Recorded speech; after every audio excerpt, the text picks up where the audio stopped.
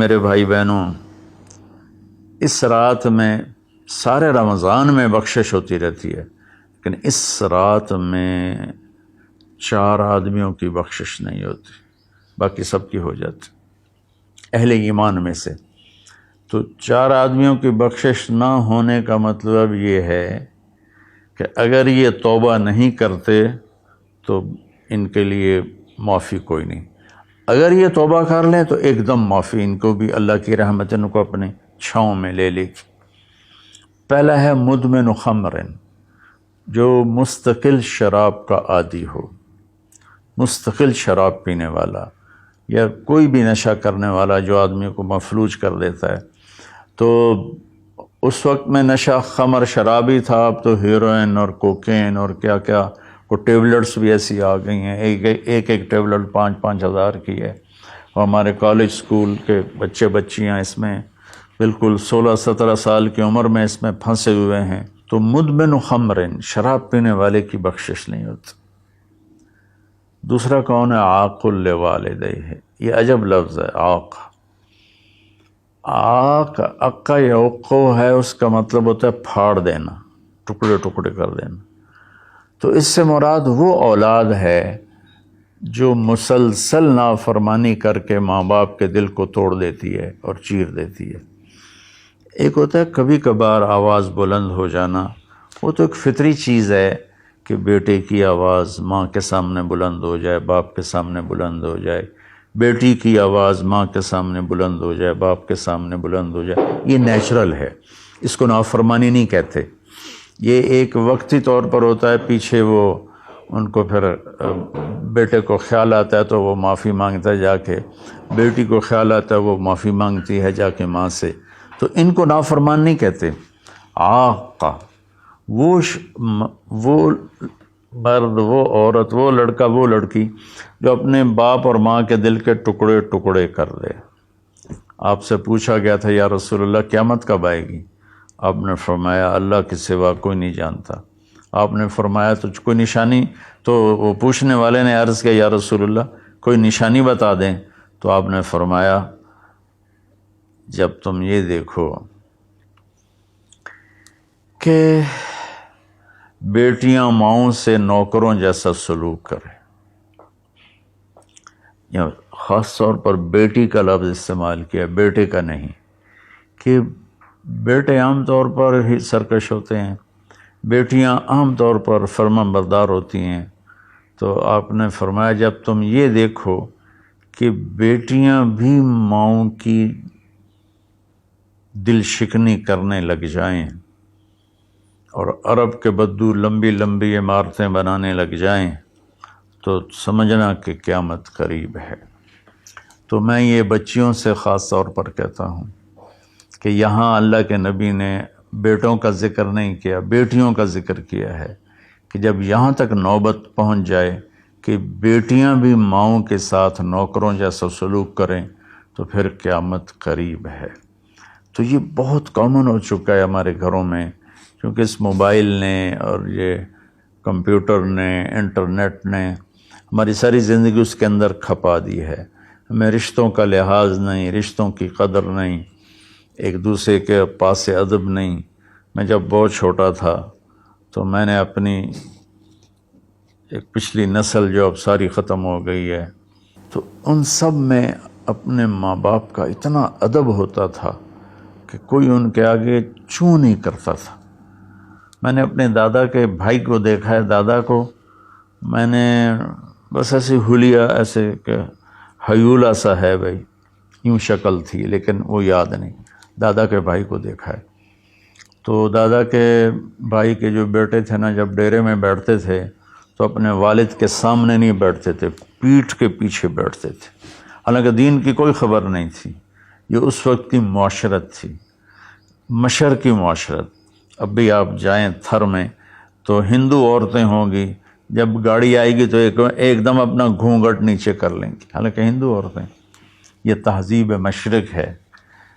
تو اسلام تو ویسے ہی عریانی فحاشی کی اجازت نہیں دیتا، تو ہماری تو مشرقی تہذیب بھی اس بات کی حامل ہے کہ عورت حیا کے پردے میں چھپی ہوتی. اور اللہ نے مجھے تاریخ پڑھنے کا بہت موقع دیا. دنیا میں یہ جو راجپوت قوم ہے یہ آرین ہے. تو جب ان کی یہ قبل مسیح آئے ہندوستان میں، عیسیٰ علیہ السلام کی آمد سے پہلے ہندوستان میں آئے، پھر یہ خونخوار تھے اور آپس میں لڑتے تھے، تو پورا ہندوستان چھوٹی چھوٹی ریاستوں میں بٹا ہوا تھا. کبھی کسی راجا نے 5-10 ریاستیں فتح کر لیں ورنہ یہ اس طرح تقسیم تھا. تو یہ دنیا کی واحد قوم ہے. جب انہیں یقین ہوتا تھا کہ ہمیں شکست ہو جائے گی تو وہ سب سے پہلے اپنی بیٹیوں کو، بیویوں کو، ماؤں کو قتل کر دیتے تھے کہ کوئی ہماری بیٹیوں کی عزت سے نہ کھیلے، ہماری بہنوں ماؤں کی عزت سے نہ کھیلے. پھر جا کر لڑتے تھے، اور عام طور پر جس کو شکست ہوتی تھی وہی ایسا کرتا تھا اور اپنی جان دے دیتے تھے. چھوٹا سا واقعہ سناتا ہوں کہ مراٹھوں نے ایک قلعے پر حملہ کیا، شیر گڑھ اس کا نام تھا. تو اس کا جو راجا تھا وہ راجپوت تھا، اس کی طرف سے اورنگزیب کی طرف سے وہ وہاں اس قلعے کا وہ حاکم تھا، لیکن تھا ہندو. اودے سنگھ اس کا نام تھا اور اس کی 18 بیویاں تھیں. تو مراٹھوں نے اس پر حملہ کیا، تو رات کے اندھیرے میں حملہ کیا. تو سارے 5000 کی فوج تھی، ہندو مسلم کٹھے، وہ شرابیں پی کے پڑے تھے. وہ 300 آدمی اندر گئے، ان کو اکھاڑ دیا. تو اودے سنگھ کو جب پتہ چلا کہ میدان ہاتھ سے نکل گئے تو اس نے اپنی 18 بیویوں کا سر قلم کر دیا اور پھر آ کے نیچے لڑا اور خود بھی مارا گیا. یہ ایک ثقافت تھی، تہذیب تھی. تو اب ہماری ساری وہ اختلط الحابل بالنابل، اچھا پانی اور گند گٹر کا پانی آپس میں مل گئے ہیں. تو ہماری تو آپ نے تہذیب دیکھنی ہو تو آپ یہ ادھر جا کر سندھ میں دیکھ لیں کس طرح عورتیں اپنے گھونگھٹ میں رہتی ہیں. تو میرے بیٹوں بیٹیوں، حیا بہت بڑی چیز ہے، بہت بڑی دولت ہے. چونکہ ہم قرآن نہیں پڑھے، اللہ کے نبی کو نہیں پڑھا، تو مختلف قسم کی چیزوں سے ہم متاثر ہو کر اپنا وجود بھی گم کر بیٹھے ہیں اور اپنی تہذیب بھی مار بیٹھے ہیں. تو دوسرا شخص جس کی بخشش نہیں وہ ہے جو ماں باپ کے دل کو ٹکڑے ٹکڑے کر دیتا ہے. تیسرا ہے قاطع رحم، جو رشتوں کی پرواہ نہیں کرتا، رشتوں کو توڑتا ہے، بدتمیزی کرتا ہے، گالی گلوچ کرتا ہے، اور کبھی بھائی سے لڑتا ہے، کبھی ماں سے لڑتا ہے، کبھی باپ سے، کبھی چچا سے، کبھی تایا سے. ماں اور باپ سے جتنے رشتے بنتے ہیں نا وہ ذوی الارحام کہلاتے ہیں. تو جو اپنے رشتوں کی قدر نہیں کرتا اور ان کو ذلیل کرتا ہے تو اس کی بھی بخشش نہیں ہوتی. چوتھا ہے الشاحن. شاحن کہتے ہیں جو دل میں بغض رکھے کسی کے لیے، دل میں کینہ رکھے کسی کے لیے، تو اس کی بھی بخشش نہیں ہوتی. تو دیکھو میں سب کے سامنے ہاتھ جوڑتا ہوں، اگر کوئی شراب کا عادی ہے توبہ کر لے، ابھی 21 کی رات نہیں آئی. اگر کوئی ماں باپ کو ناراض کر کے بیٹھا ہے تو ان کے پاؤں پکڑ کے راضی کر لے. کوئی رشتہ داروں سے لڑائیاں کرتا پھر رہا ہے تو صلح کر لے. کوئی کسی کے بارے میں دل میں کینہ رکھتا ہے، بغض رکھتا ہے، تو اپنے دل کو صاف کر لے. ان چاروں میں یہ آخری چیز بہت زیادہ پھیلی ہوئی ہے کہ ہمارے دل نفرتوں سے بھرے ہوئے ہیں.